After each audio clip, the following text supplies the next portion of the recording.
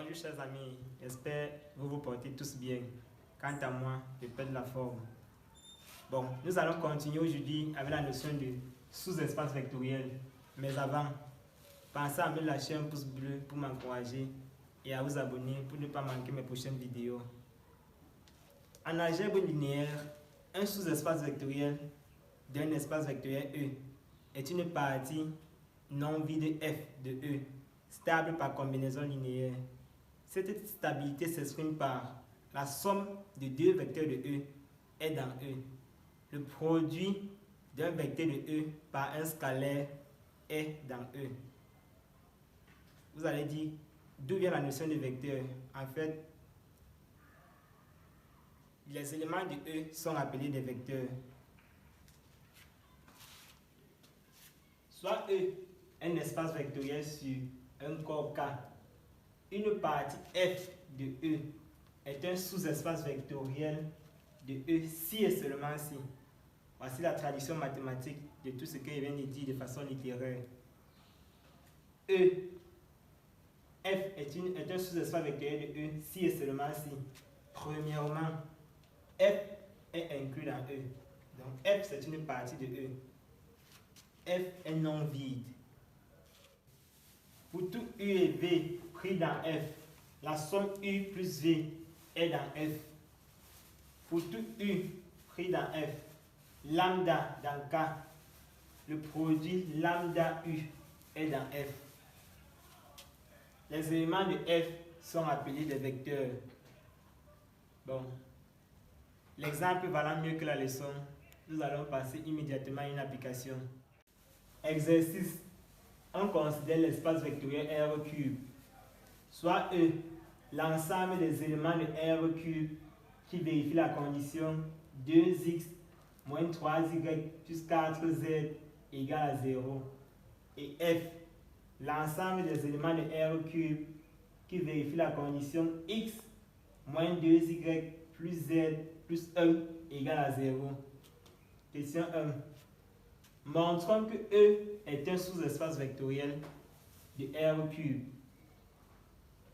Pour le faire, nous allons montrer les trois conditions précédentes, c'est-à-dire E, premièrement, est une partie de R3, est non vide.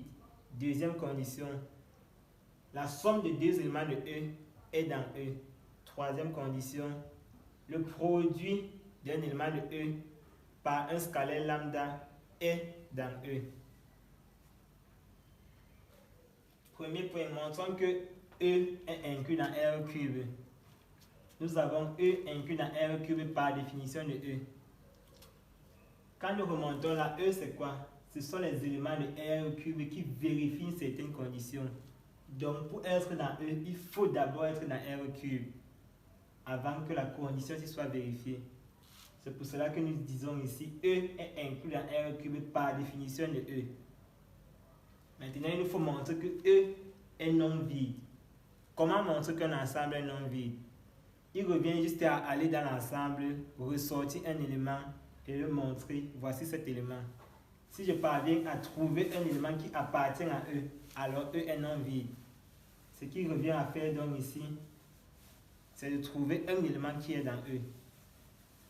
De façon générale, pour les sous-espaces vectoriels, l'élément qui marche toujours, c'est le vecteur nul. Voici donc le triplet 0, 0, 0 de R3. Je vais montrer que cet élément est dans E. Un élément est dans E quand?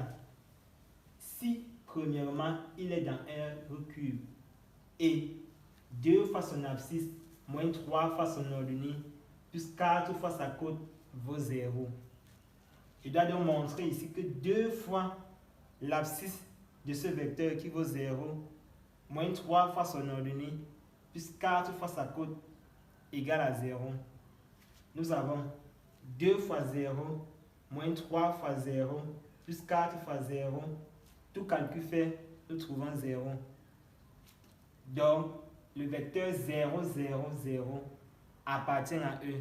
Par suite, l'ensemble E est non vide. Nous venons de terminer avec le premier point.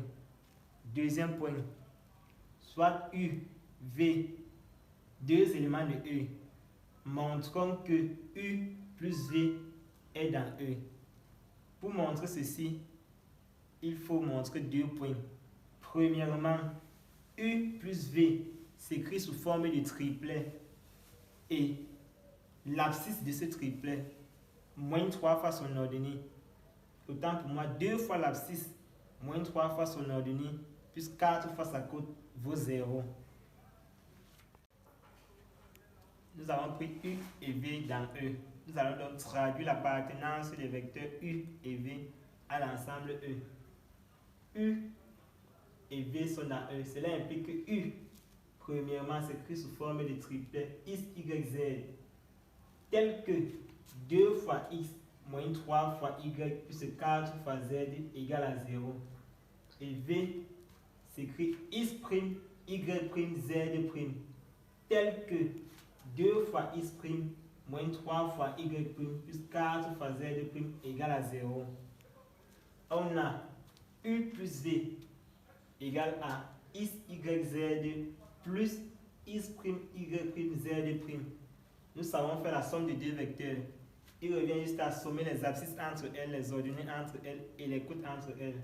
Ce qui me donne X plus X', virgule, Y plus Y', Z plus Z'. Nous allons donc à présent montrer que 2 fois toute cette quantité plus moins 3 fois cette quantité plus 4 fois cette quantité vaut 0.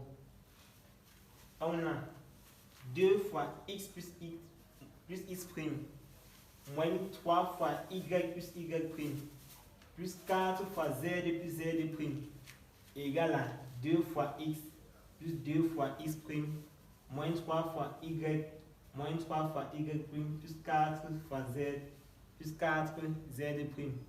J'ai juste fait le développement. Ce qui me donne, je réunis les éléments sans les primes d'un côté et ceux avec les primes de l'autre côté.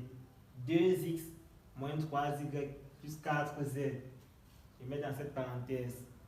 2x' moins 3y' plus 4z' dans l'autre parenthèse. Je remarque que cette quantité, c'est elle que j'ai ici, O, qui vaut 0 car le vecteur U est dans E. Celle-ci, là voilà, il vaut également 0 car le vecteur V est dans E.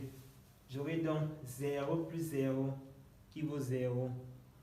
J'ai donc montré que le vecteur U plus V s'écrit sous forme d'un triplet et vérifie la condition si égale à 0. Je peux donc conclure que U plus V appartient à E. Troisième point, soit U, un élément de E, lambda, un élément de R. Montrons que lambda fois U est dans E. U est dans E. Cela implique que U s'écrit X, Y, Z appartenant à R cube tel que 2x moins 3y plus 4z égale à 0. Nous avons lambda, élément de R, U, élément de E. On va montrer que lambda fois U est dans E. Pour le faire, il nous faut d'abord avoir le vecteur lambda U sous la main. Donc, on essaie de l'écrire. Lambda fois U est égal à lambda fois le vecteur U que nous avons traduit. X, Y, Z. Maintenant, pour multiplier lambda et le vecteur U, on sait ceci, pour multiplier un vecteur par un scalaire, il revient juste à multiplier le scalaire là par chacune des composantes du vecteur. Ce qui me donne lambda fois X, virgule, lambda fois Y, lambda fois Z, élément de R cube. Il nous reste donc à montrer que 2 fois l'abscisse moins 3 fois l'ordonnée plus 4 fois la côte vaut 0. C'est cela que je viens de calculer ici. 2 fois lambda x moins 3 fois lambda y plus 4 fois lambda z égale 2 lambda x moins 3 lambda y plus 4 lambda z. Et je mets lambda en facteur. Il reste 2x moins 3y plus 4z. Or, Le vecteur U appartient à E. Nous a donné comme condition sur les coordonnées de U que cette quantité sera nulle. Et donc lambda fois 0 qui me donne 0. Je peux donc conclure que lambda fois U appartient à E. Les 3 points étant montrés, on conclut que E. Conclusion, E est un sous-espace vectoriel de R3. Petit 2. Montrons que F ainsi défini n'est pas un sous-espace vectoriel. On a donné 3 conditions pour qu'un ensemble soit un sous-espace vectoriel. Donc s'il arrive qu'une de ces 3 conditions n'est pas vérifiée, alors l'ensemble n'est pas sous-espace vectoriel. Pour montrer que F n'est pas un sous-espace vectoriel, je pars parmi mes 3 conditions et vérifie qu'une n'est pas vérifiée. Et je montre qu'une n'est pas vérifiée, tant pour moi. Et j'ai comme intuition que c'est la 3e condition qui n'est pas vérifiée. Je prends ici là, soit lambda soit U dans F, lambda dans R. Alors, U est égal à X, Y, Z, élément de R cube, tel que son abscisse moins 2 fois son ordonnée, plus sa cote, plus 1, égale à 0. C'est moins 1. C'est le FC que j'ai mal copié. Moins 1 égale à 0. Il y a le vecteur lambda U me donne lambda X, lambda Y, lambda Z, élément de R cube. Lambda X moins 2 fois lambda Y plus lambda Z moins 1. Quand je mets lambda en facteur, j'obtiens lambda X moins 2Y plus Z moins 1. Mais cette quantité n'est pas nulle. C'est ceci qui vaut 0. Et moins 1 n'est pas à l'intérieur de la parenthèse pour me permettre de retrouver cette expression que je remplacerai par 0. Cette quantité vaut 0 si et seulement si le scalaire lambda est égal à 1. Or, dans la définition, lambda est quelconque. Donc, ceci est différent de 0. Ce qui donne lambda U n'appartient pas à F. Ainsi, F n'est pas un sous-espace vectoriel de R3. Bien les amis, nous sommes arrivés à la fin. J'espère que tout a été bien appréhendé. Si vous avez des questions, faites-moi signe en commentaire. À très bientôt pour une prochaine vidéo.